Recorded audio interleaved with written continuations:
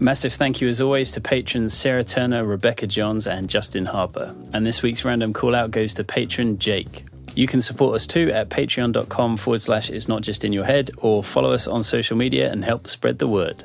In the mental health field, too often, we've made it seem as if it's just in your head. The landlord can hijack the rent by 20%. That impacts people's mental health. We can't have a profit-driven mental health care system if we want our people to be connected and healthy.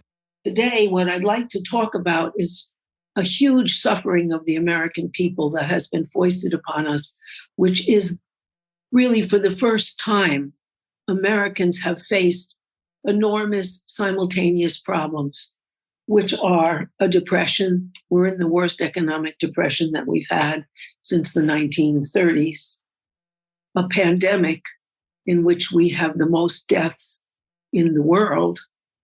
So, for example, the United States has, at the moment, as of today, 888,113 deaths. And we're 330 million people. China has 5,700 deaths, and they're 1,737,000,000 people. Whoa. And even if you say, well, they're probably lying, you could look at a place like Brazil, which has 630,000 deaths. A lot. They have a fascistic leader and so on, but they have fewer deaths than we do. And if you add up the deaths in all the countries you don't think are lying, like Sweden, Denmark, Switzerland, the Netherlands, Norway, Finland, Iceland, together, they make up less than half of the deaths in the United States. So in addition to the depression, we have a pandemic in which our government has failed to protect us. We also have a lost war. We just lost the third war we fought since World War II, which was the last war we won outright. We spent $2 trillion in Afghanistan and we lost. And the people who saw Americans rushing to the helicopters to get the hell out of there because they had to run for their lives because they lost was Vietnam. And we lost in Iraq. Then we also lost in Afghanistan, so that there's this bizarre thing of huge military expenditures, 800 locations of American bases, and we lose all the time. That's disconcerting. And another thing is the inflation. Although people have gone on strike in record numbers and have won as much as a 4% raise, the inflation is about 8%. So whatever they gained is being wiped out. It's not 8% right now. It's closer to 5%, but there's no visible way that it will be checked. So they are seeing a pandemic unlike any since 1918, when we had won World War I. That was the Spanish flu, called Spanish flu, even though it started in the United States, in Kansas on an air base, whatever. But there wasn't also a depression, and we hadn't lost a war, and there wasn't an inflation. And so that we're under a huge amount of strain. And the responses are very much responses that are also psychological diagnoses. One is dissociation. I mean, ever since Americans' jobs were exported overseas because our unions weren't strong, it didn't stop them. And that was in the late 1970s. Americans have lost what was the possibility of a middle-class life. And they responded with disbelief. They lost family wages. They lost automatic yearly promotions that let them have prosperity and let their kids have a better life than they had. That's gone. And went into a depression where the majority of people are what they call ALICE, assets limited, economically constrained, but employed, right? And in this recent depression, I should add, 50% of Americans were unemployed for at least a short time. And Americans don't have savings. Over half, 60%, don't have $400 in case of an emergency. So a temporary layoff is a very serious thing. So they dissociated. In psych, dissociation means that you just go somewhere else in your mind and you don't pay attention. And so Americans didn't pay attention. They didn't pay attention to the idea that these enormous profits that were made overseas bought our politicians. They sat in front of their TVs or other media, eating junk food and not paying any attention. That's why we've become the fattest people in the world. In West Virginia, they now have double wide coffins and cranes to lower fat people into the grave because people dissociated. They just went somewhere else in their mind and they didn't pay attention. Also, denial. Americans denied what was happening to them. They listened to people like Trump who voiced their need. America's the greatest, the greatest, the greatest. And that we are the most prosperous, even though we are not. China is gaining on us. That we have the best healthcare. No, we don't. We're 17th in the nation. We only have the most expensive healthcare. People really have no idea. They're denying this. And displacement. They put their sense of insecurity and unprotectedness onto things like guns. When the pandemic started and was announced and pronounced, there was a 40% increase in gun sales, where people said nobody's going to push us around because they were so pushed around and denied and deprived. And they tried to defend against a pandemic with guns. You can't shoot a pandemic. And now there's 21 states which have permitless carry, which means without a permit, you can carry a concealed gun anywhere, except in a restaurant or a school. So you can go into a bar, get drunk and shoot everybody, or into a store, or onto a bus. There was the latest mass shooting in California. 4 people were shot just as they descended from a bus. Wow, that was yesterday. And every day there's a mass shooting. And that was part of a displacement of the sense of insecurity and fear for your life onto guns, or it's onto Black Lives Matter, which will take over our countries and shoot white people. Nothing of the kind. Or uppity women who are taking away our jobs. Not true.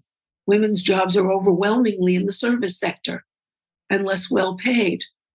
Or immigrants, these hungry, desperate people who are coming here in order to live, are considered the force to contend with. And so there you go, displacement.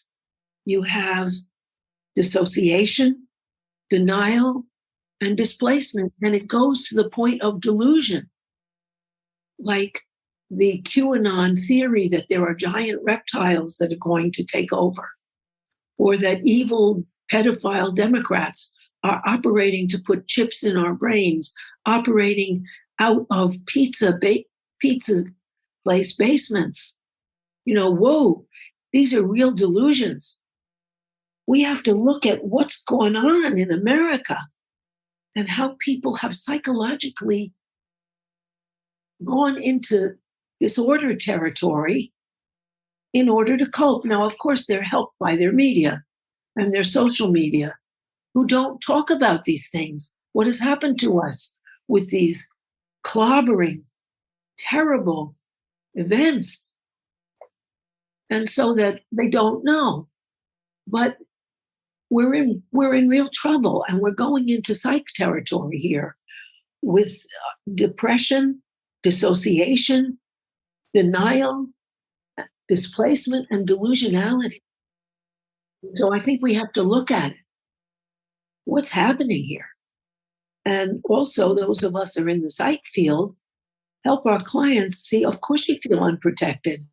These are the things that have happened in the outside world. And your only protection is to organize and change it.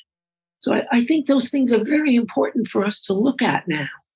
And I'm curious as to how my co-hosts see it and how it manifests for you, Ikoi, in your client base. Yeah, I think one of the things that, like, at the end of the day, like, American society is the end result of hyper individualization, right? There is no society, there is no community, there is, just you and bootstrapping. Exactly. One of the things about working with, a lot of the homeless population to a certain degree, this is a population that to a certain degree is actively being killed. Yes. Right? This is not passive. They are actively being denied care, denied homes, denied services, so for that sector to feel, a certain level of paranoia is very rational, very reasonable, very real. Right. The fact that, people in power get away with, that there are separate rules for them, that there are rules for us, right? That's a very real thing. Like, a lot of these theories come from, like, unaddressed needs, and these, like, pre-existing conditions. It's one thing, I think one of the things that, like, in terms of addressing people that is really important is politics can get really polarized. And one of the ways of, like, trying to understand somebody with, very different approaches to how they see the world is kind of like, what are their needs that aren't being addressed? Yes. Because when you can pinpoint that, that's where you can start to, like, build, rapport, commonality, understanding, trust. Yes, you can. And also, at the same time as their needs are being met, their society is going down. The American empire is going down. And people's needs are not being met unless they're billionaires, and then they're being overmet.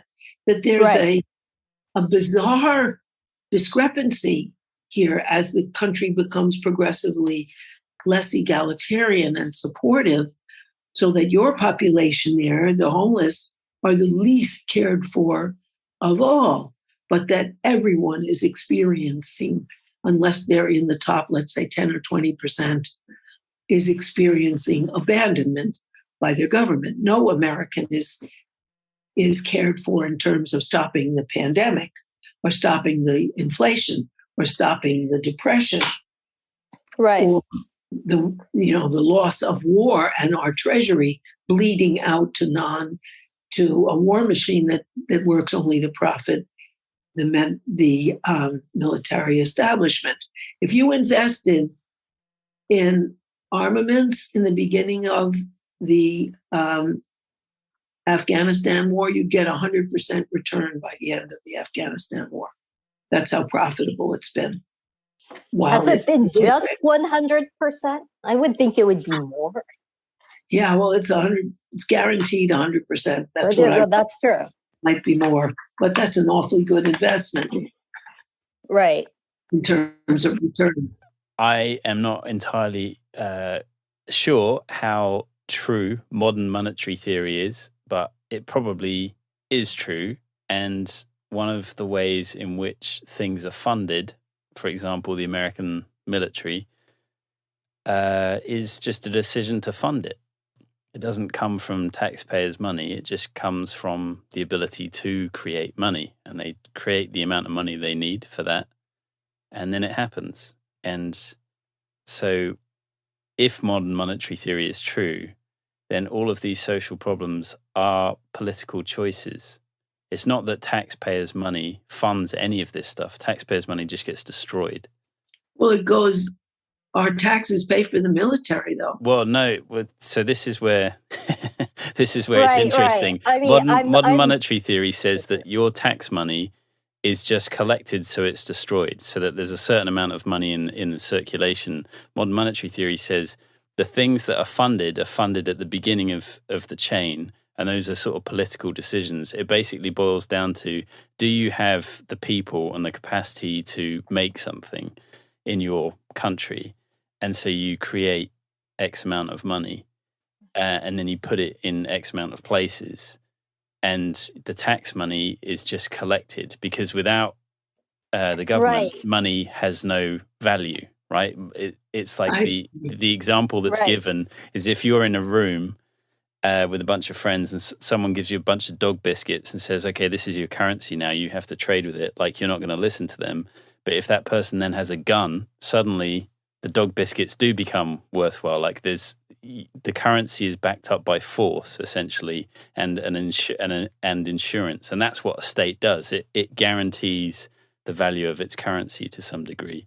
And so they can't create money infinitely. They have to destroy some of it. So that's, and that you can't pay taxes with whatever your arts and crafts skills are. You have to pay it with the currency, right? Yes. So that's what the tax money is for, is to legitimize the currency. So it sounds a bit sort of waffly, and I am absolutely 100% no expert. I could be totally wrong about all of this stuff, but from what I have read and what I have seen, modern monetary theory is sort of fascinating. And particularly on the right and left, there's lots of people who are totally very much what you said, Harriet, and I previously said that as well. Oh, tax money funds this. Actually, if that's not the case, then suddenly everything looks like a political choice. Yes, and it's a political choice to, even wild military budgets, partly because of lobbyists. We have to always see that,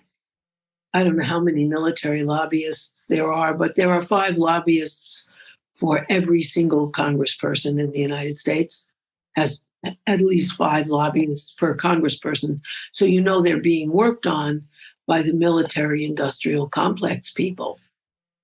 And so that influences the vote. But people aren't in the street protesting either. Americans are not protesting yet. They really aren't. For some reason, Americans are now striking, and Black Americans are protesting people shooting them.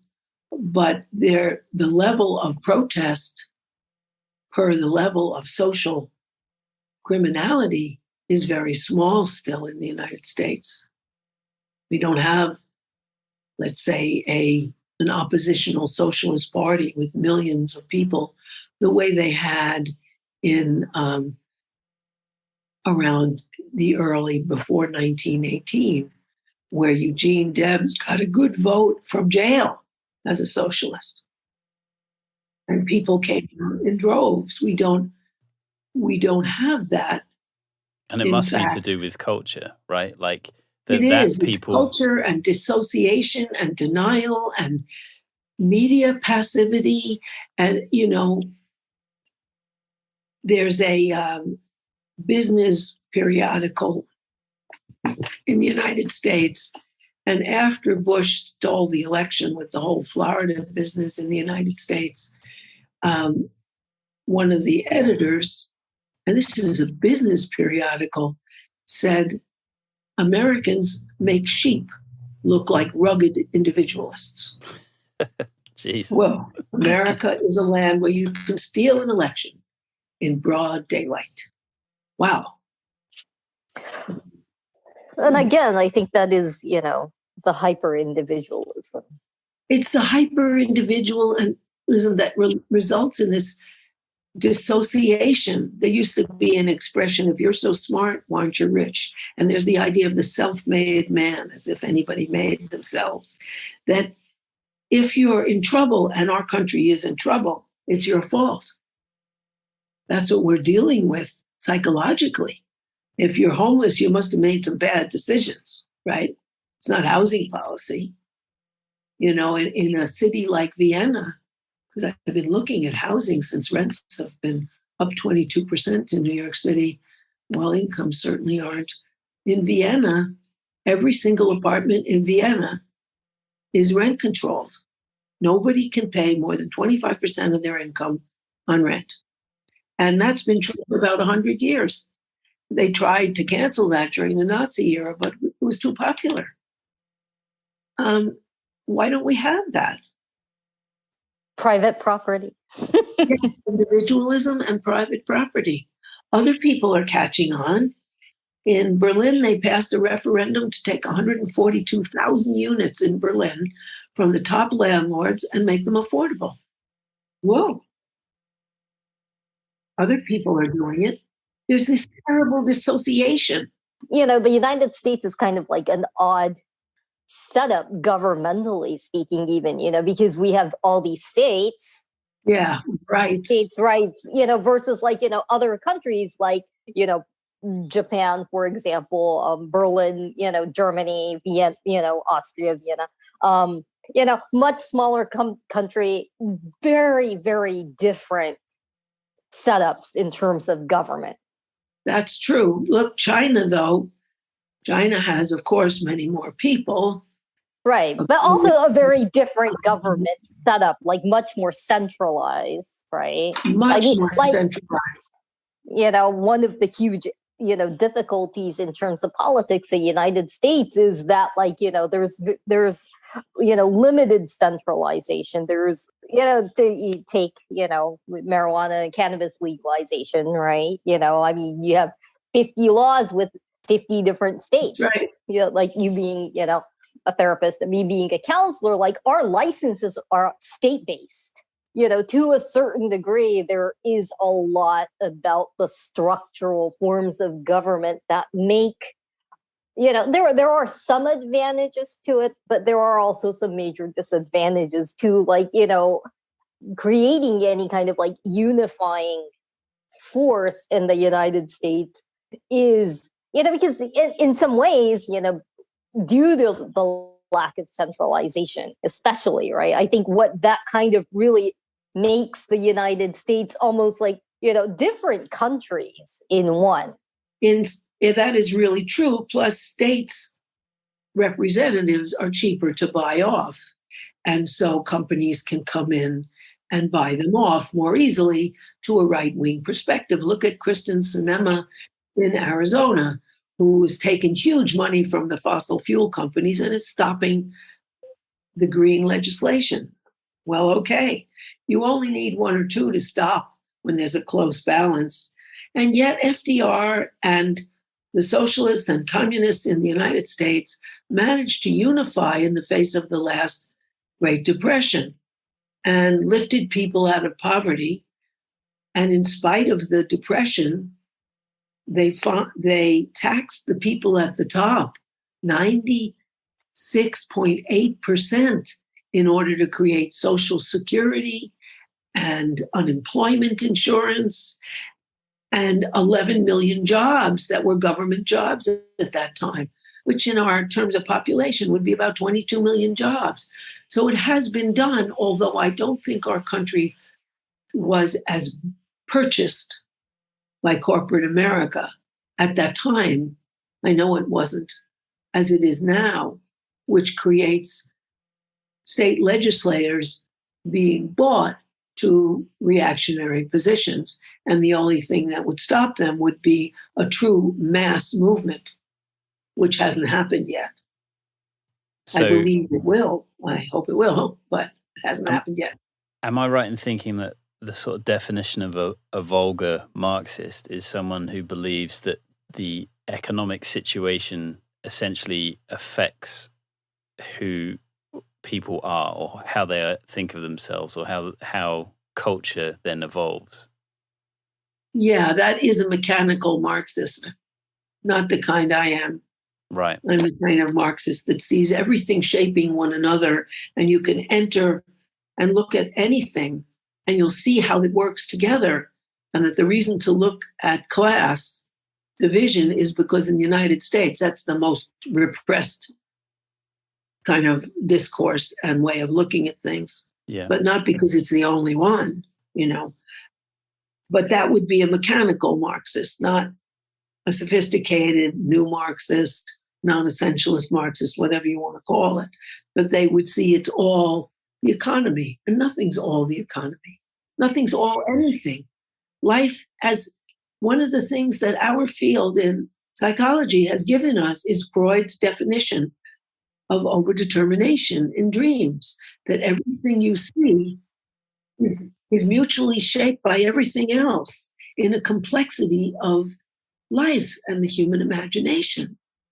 And so that we don't see A equals B. If your mother hits you, you're going to become an outlaw. No, it's not so simple-minded. Yeah. And that's a big help for us, even though our field is not known for its radical activists, sadly enough. Not yet. Not yet. That's great. That's great. Yeah. So, because it's fascinating the role that culture plays. So I was watching, there's this very smart, very funny artist called Brad Tremelli. I think that's how you say his surname. I've probably got it wrong. But one of his video essays was about CIA's involvement in the abstract art movement and how it was financed as a sort of direct target towards Soviet Russia, because they were all, obviously, the artists were made in many ways to paint social realism, the whole point was that the CIA funded all this artwork by resident artists in the States, and then they would tour it like around Europe and stuff like that. And the whole idea was like, hey, look how free we are. Like, artists can do whatever they want. And they're not bound by reality. Yeah, exactly. But the point being that is, if ever you wanted recognition of how important culture is, the sort of, that is it right there. There is the state funding to a significant amount of money, essentially sort of lifestyle propaganda, right? Like, exactly. this is how it can be. And so to I guess my sort of vulgar Marxist lens on it would be that the reason that there's all these issues that you've listed is because culturally people don't really have evidence that they are a collective or that they are together. No. Like you said, everything is on everyone's shoulders all the time. And the solution is in sort of collective organizing, but the how you get there, to my mind, has to be a sort of a shift in the culture. And what that looks like, I'm not entirely sure. Well, it's beginning to shift in that unions are a recognition that I can't make it as an individual against Amazon. Yeah. Right. I have to join with other workers. And also part of the ironic fallout of calling workers who directly serve people and create things essential and then not paying them anymore is, wait a minute, we're so valuable and essential. They had a ticker tape parade in New York for essential workers, but the wages didn't go up, which is why 13 million Americans dropped out of the labor force and why there are strikes all over the place, because people there are realizing it. And that, I think, is very, very hopeful. I think, like Martin Luther King said, he said the best way to stop racism is through unions. Everyone gets together to change their common life. And I think that and hope that is a predictor of an American movement future, because our labor organizations like the AFL-CIO are stodgy and compromised and work with the State Department. So that new leaders, it's true, like Sarah Nelson, who called for a general strike, but the AFL wouldn't do it when Trump wanted the airline workers to work for free. She called for a general strike of all unions. And the nurses union that has stood fast. Those two unions are sort of latest models, but new leadership is emerging. And I think that's the most hopeful way of people to realize we're all in it together, rather than, it's all up to me, the individual, which is crazy. Everybody's born of a woman.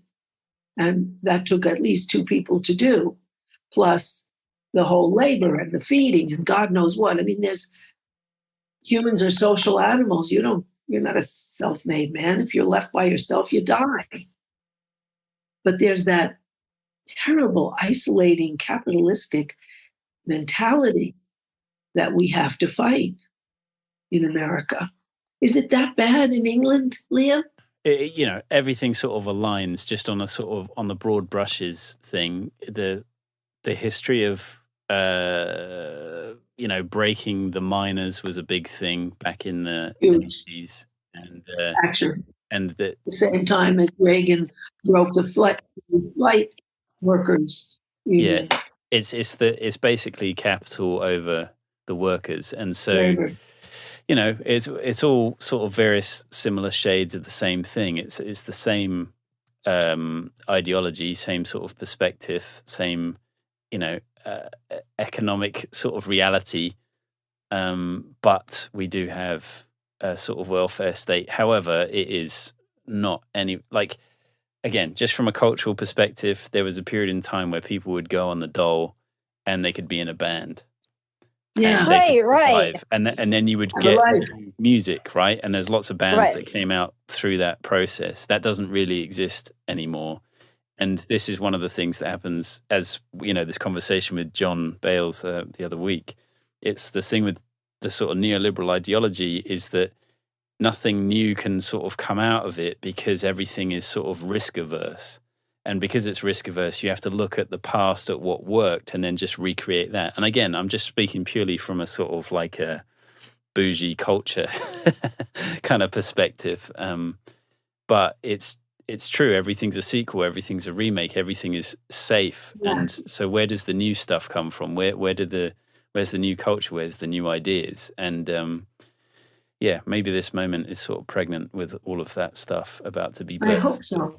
Because you also in England have something that we don't have. You have Ken Loach, coming out with I, Daniel Blake, that shows the terrible state of any assistance in the UK, Yeah, but it was funny because when that movie came out, there was, conservative MPs just saying, "Oh, this is just absurd. This is just, silly fiction." And again, it's like the system works perfectly for those that it's designed to work perfectly for, right? Like that's what happens when capital wins over Labour. You just have everything geared towards them. Capital, right?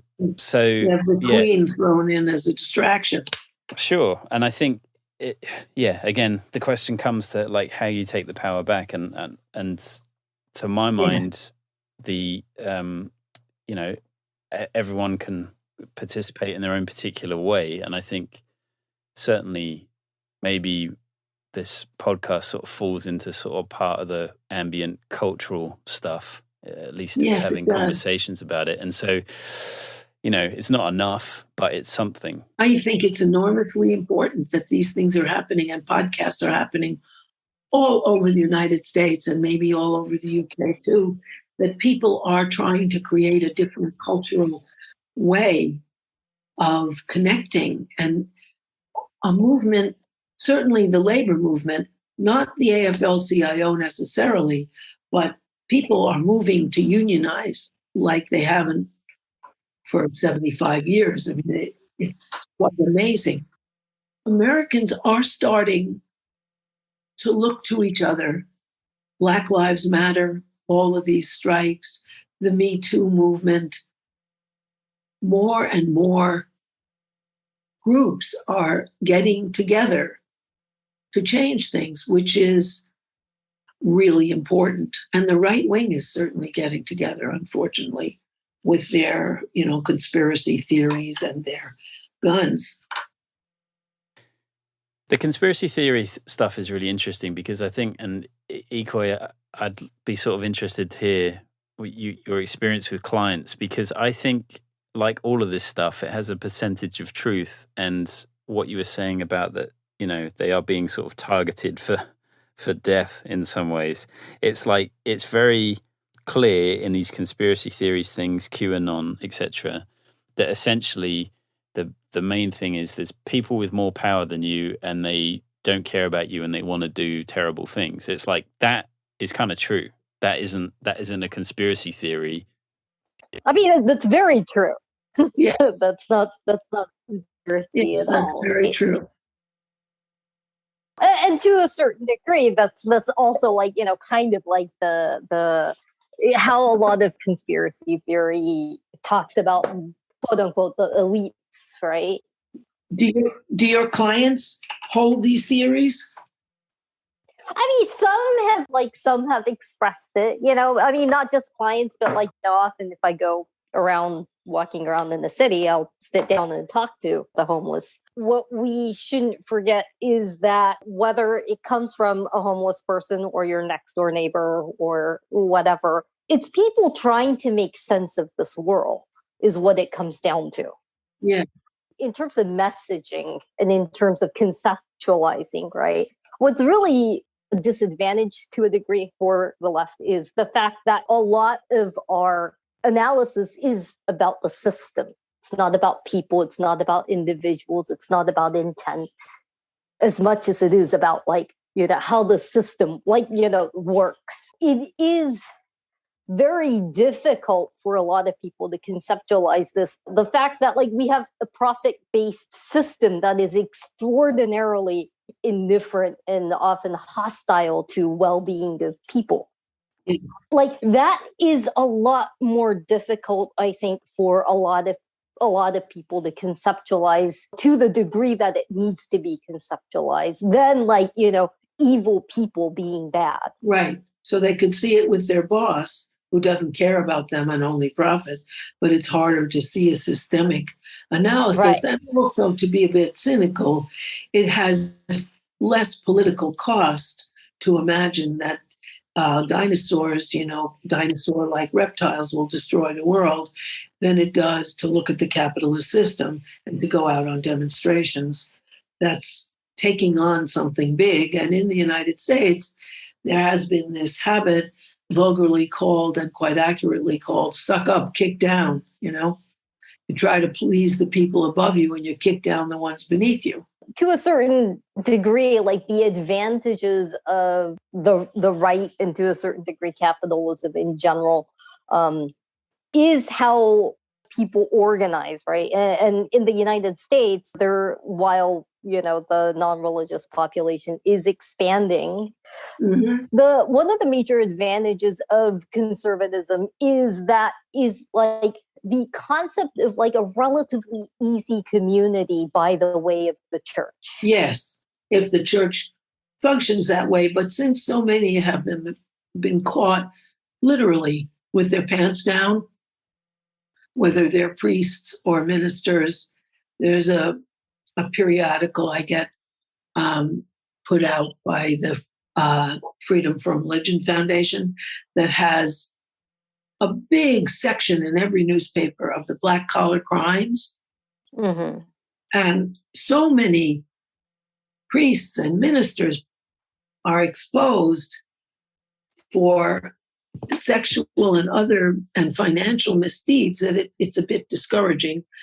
And also, as Carlin said, when will Jesus bring the pork chops?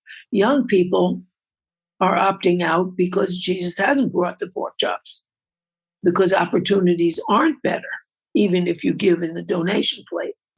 Well, it's also one of the things of I think, and this is why I say easy community, right? Because it's not about the leadership. One of the things about a hyper-individualized society is that relationship is by its nature very, very fragile, very endurable.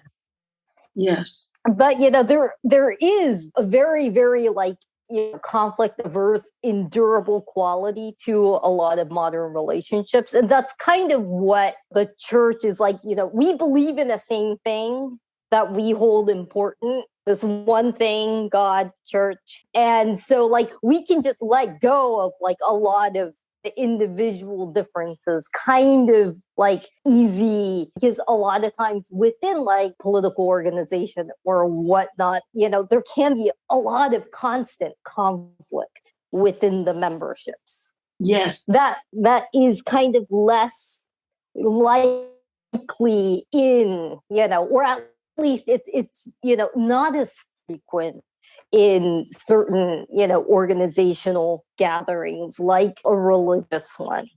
And that's kind of what, like, larger, like, communities used to be to a certain degree. Like, Yes. we belong in this, this city, this town, this neighborhood, whatever. Right. And part of that is also mobility, right? People didn't used to move as much as they do. No, they could get a job for life Yeah. because there was an industry in town where people worked together. And Right. is the United States now has two very strong cooperatives, Cooperation Jackson, which has taken over the government in Jackson, Mississippi, unlikely location, and Cooperation Humboldt, which works with the Native American tribe in Humboldt, California, to create their own bank and their own sense of community. Right. Well, and also, the constant increases in rent drive people to Away. Find places with, less expensive rent constantly, So, I know a lot of people that like move every few years. They're often moving like 20, 30 miles away from where they were. They're not staying in the same neighborhood. They're not staying, and those kinds of distances really make for, major breaks in a lot of relationships, right? Yes. And neighborhood collectives. They really do make huge breaks. And also, we are a society that kind of forgot about being organized. I spent some time in France. They are so much more organized. Whatever you're in, wherever you live, you join the group of that area, that arrondissement, which is a much more connected society. But I think one of the things that is driving people mad, quite literally, is that all these connections are lost. Marriage is lost, the long-term relationships are lost, communities are lost, unions are lost, the church is compromised, and connection is very difficult. What you point out is another economic participant in this, that the connection that you get from living in a neighborhood, shopping in a neighborhood, talking to the people in the neighborhood, is disrupted by needing to move to find a cheaper rent. Part of the thing that empowers somebody, one of your clients, for example, is a sense of autonomy or control over things that previously didn't feel like they were controllable. And like listening to all of these things, depression, dissociation, denial, displacement, disillusion, it strikes me that this idea like that you can shoot a pandemic is exactly that. It's like reaching for control. Like you might not be able to, you might not really be able to do anything about the pandemic, but you can buy a gun. So all of this stuff is about anyone just trying to find some way to control the situation. And ultimately, because it's just one person, it always sounds maybe a bit not enough, futile. But I'd be interested to hear what your experiences are with clients. So, like, one of the major aspects of life in the United States is that, people rightfully have a very, shall I say, lack of expectations or positive associations with the government, right? Is one of the major aspects of American life. I was talking to a friend and he was the one with the statistics, but I guess one of the main aspects of the gun ownership increases in the United States was, with the Black community. And now, he was the one with the data. So I don't know if his data was accurate or not. But, one aspect of it is that, people do not trust that they are going to be protected. Because they're not. There's a lot of conversation about we don't have an increase in violent crime. It's mostly property crime that sometimes, gets set as a counterpoint in a lot of crime conversations. But, to somebody that is on limited means, property crime can be disastrous financially. Yes. Or something with means, you're car getting broken into, your ignition getting broken because somebody broke into your car, your locks getting, like that's okay. Like I have to fix the car, go to work, but that means I'm going to miss rent or my rent's going to be late. Exactly. That's very important. And I think what hopefully psychologically and economically together, what will rescue people is the idea that we can change this, not by buying a gun, but by getting together to change the social conditions that create this disaster, and that we do have choices. And it will have to come as a grassroots movement, because our government, we don't have a powerful socialist movement or powerful organizations or local government that visits you and invites your opinion either. So that it will have to be grassroots organizations that start springing up. And where they are in the United States, it's a lot of spontaneous union organizing, which is very hopeful. In some ways, it is the ultimate test of rugged individualism that no one is coming for you. So what are you going to do about it? A lot of these things are like trends that have existed that got accelerated, right? Like the United States has had a prepper trend for a long time, decades, right? Yeah. Where, people like prepare excessively for emergencies, right? And there's like a whole industry of businesses built around. And, and personally, I always feel like we shouldn't have to do this ourselves. We pay taxes, right? Like we should get a kit every year just delivered. You live in an earthquake zone, you live in a fire zone. Here's a kit. Here's instructions for how to best prepare instead of But do you see the power though? If MMT, modern monetary theory, is correct, then this sort of like basic down to earth taken as fact, we pay taxes, so why isn't stuff done? Like suddenly, if that's not true, it becomes a lot more obvious that things are just how they are because the political class has chosen it to be that way. Exactly. Opposed to there not being enough money. Suddenly it's like, oh, you just decided there isn't enough money. Right. Exactly. Regardless of, the financial aspects, right? It is still at the end of the day, it is still a political choice. It is. Whether taxpayer money doesn't matter, or it does matter, like at the end of the day, there is still that huge political choice being made for us. Exactly. And people are not taking that matter into their own hands at the moment, although there are some indications that they want to, as they have in other areas in the United States and also in England. There are indications that people, no matter what monetary theory, people are deciding this isn't working. We need to get together to change it. And in American history, that's been done before, from the American Revolution on, but not lately. And it's getting to be recognized.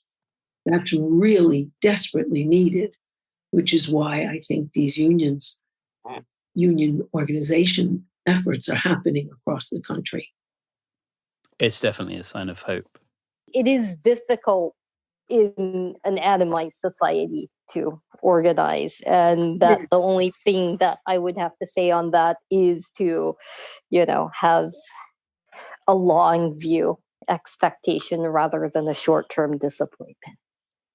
And yet, as has been said, there are decades when nothing happens. There are weeks when decades happen, and you don't know when or how. Yeah. Right. That's great. Well, a lot of times when, the weeks, where decades happen comes from, a lot of organizing. Years of organizing and hoping. Right. And that's right. true. It isn't just like a gust of luck that makes these happen. No. But hard work of a lot of people. And the awareness that this isn't working, which is certainly pervasive in the United States now. This is just not working.